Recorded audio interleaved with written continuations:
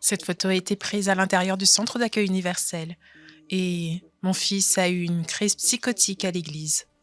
Et il a cassé les chaises, il a cassé les portes de l'église, il a détruit l'église et a dû être attaché jusqu'à ce que le SAMU arrive.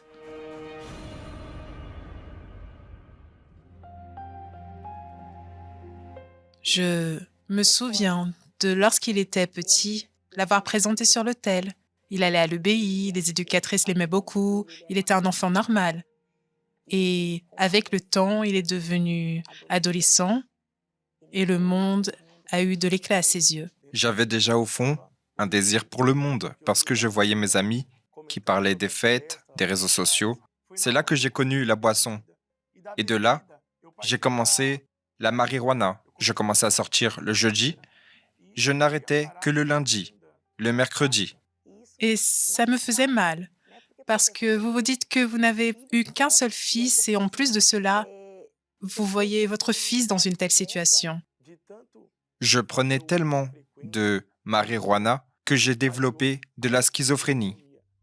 Et c'est alors que j'ai eu mon premier bad trip. Ma vision a commencé à s'obscurcir. Un bus arrivait et il y avait un poteau devant moi. Je me suis accroché à ce poteau ce jour-là. Et sur cette photo ici, il a fait un autre bad trip après le premier et il a pris une lame de rasoir et a commencé à serrer cette lame dans sa main pour pouvoir se tuer, car ce qu'il voulait vraiment, c'était prendre cette lame et se couper la gorge. Là, j'ai été prise de désespoir. J'étais désespérée. Son père pleurait d'un côté et moi, je pleurais d'un autre côté. Vous voyez comment il rentre à la maison.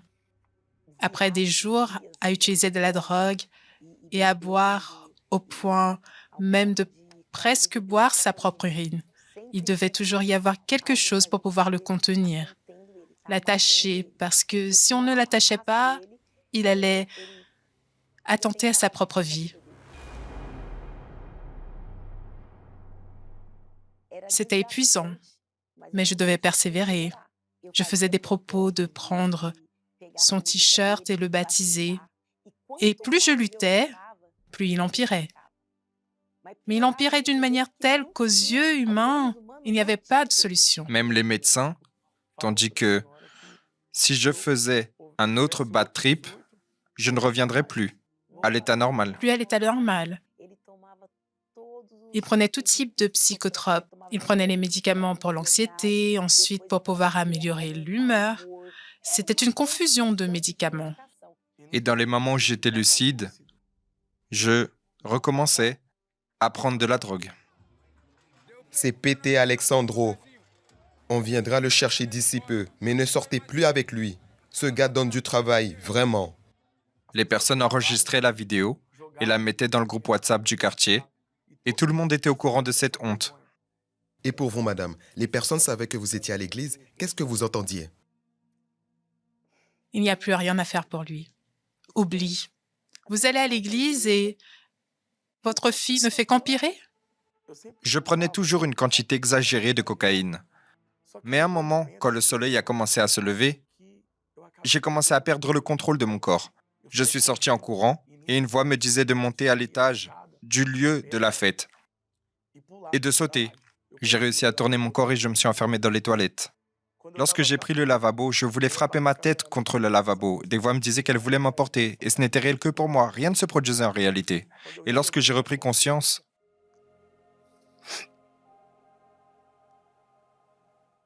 ce jour-là, Dieu m'a donné une nouvelle chance. J'ai fait mes besoins dans mon caleçon et ce jour a été une honte, une véritable honte. Lorsque j'ai ouvert la porte des toilettes, ils sont entrés, m'ont enlacé et je n'ai jamais imaginé faire ma famille passer par tout cela. Jamais, jamais, jamais.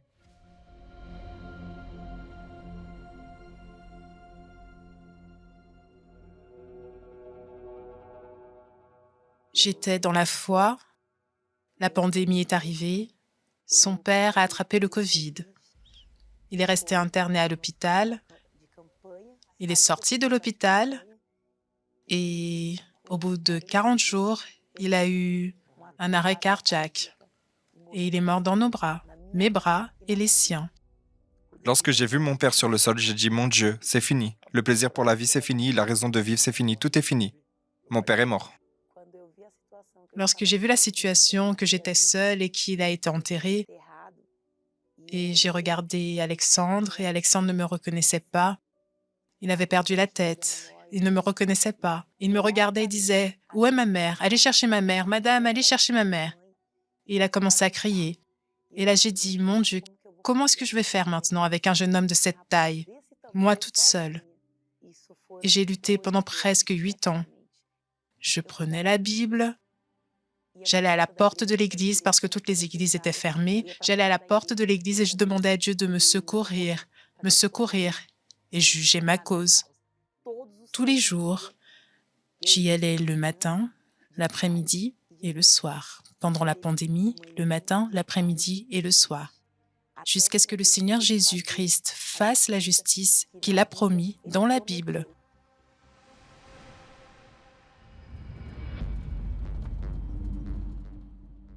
Il y a eu un jour où nous revenions d'une consultation et il est sorti en courant, il est descendu du bus, il a couru en plein milieu de l'avenue et il a couru parmi les voitures en criant.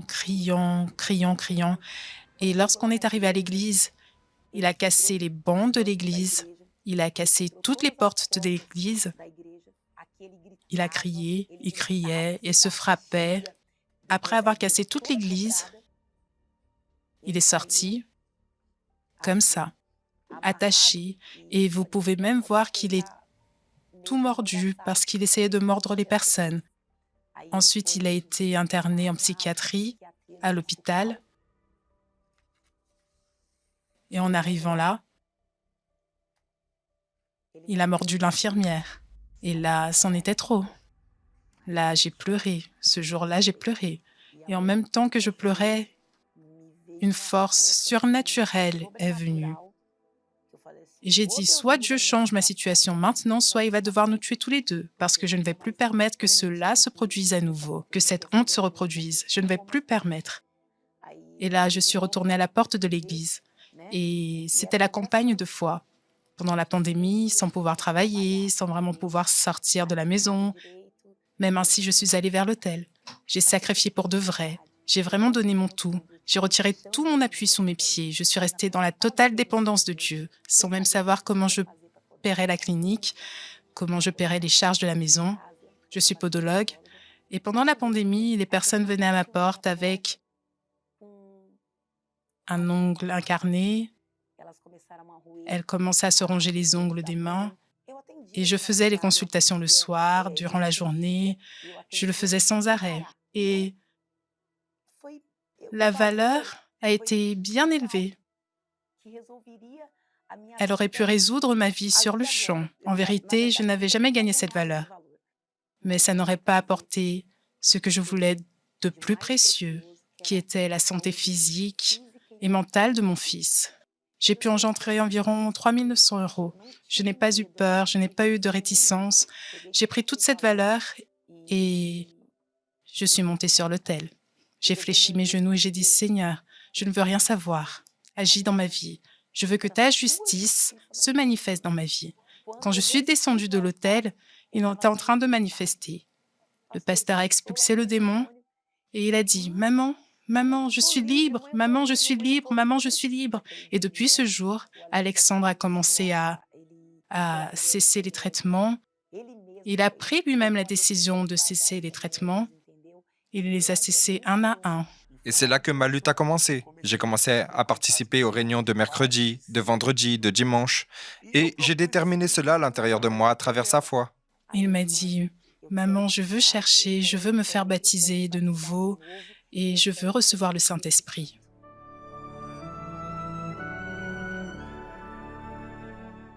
Et j'ai commencé à chercher, je me réveillais pendant la nuit, je faisais des propos avec Dieu. Mais un jour, cette recherche a été différente. Là, je me suis agenouillé devant l'autel et j'ai commencé à chercher Dieu comme jamais je ne l'ai cherché. Et ça a été comme si c'était seulement Dieu et moi ce jour-là. Ce fut un jour inoubliable. J'ai eu la certitude, la joie à l'intérieur de moi. d'être un enfant de Dieu. Et ce jour-là, Dieu l'a confirmé à l'intérieur de moi à travers cette joie. Ce jour fut Et inoubliable. lorsque le culte s'est terminé, il est venu à moi et il m'a dit, Maman, maman, j'ai reçu le Saint-Esprit, j'ai reçu. Et moi, il faut dire au pasteur, il faut dire au pasteur. C'était une joie comme s'il avait reçu, c'était vraiment ça.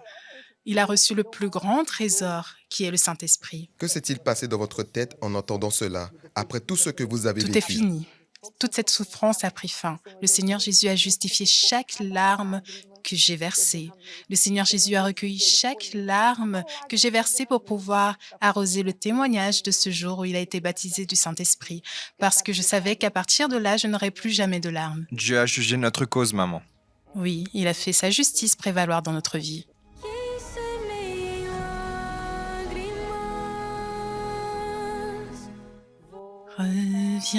Reviendra heureux, moissonnant chaque semence faite, en pleurant, joyeux jusqu'à la fin.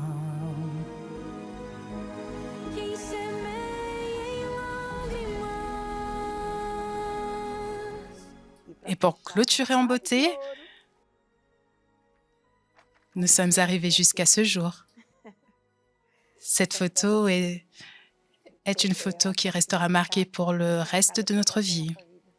C'est-à-dire que mère et fils ont été élevés ouvriers le même jour. Le même jour, Ce jour-là, un film est passé dans ma tête. pendant que nous montions les escaliers, Et à chaque lutte, je remercie premièrement Dieu et toi aussi, maman, de ne pas avoir abandonné. Et j'imagine combien de nuits, j'imagine tout ce que tu as dû entendre de tant de personnes. Et aujourd'hui, par la miséricorde de Dieu, nous pouvons aider d'autres familles qui passent ce par quoi nous sommes passés. et que nous soyons cette personne qui est en la main. C'est glorieux.